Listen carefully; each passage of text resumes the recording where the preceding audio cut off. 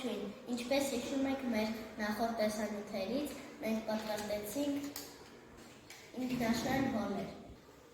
Այս հոլերը պատրաստված են ընկույզից, այսինքն ընկուզը հոլեր են։ Հիմա կփորձարկենք, որ հասկանանք,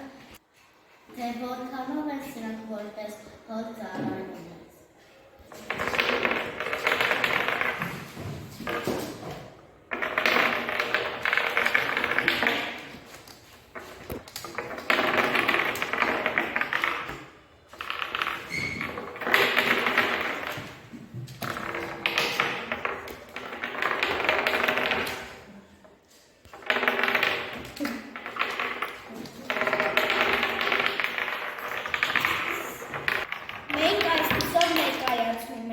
Ավանդական հոլի այլընտրանքային տարբերակ։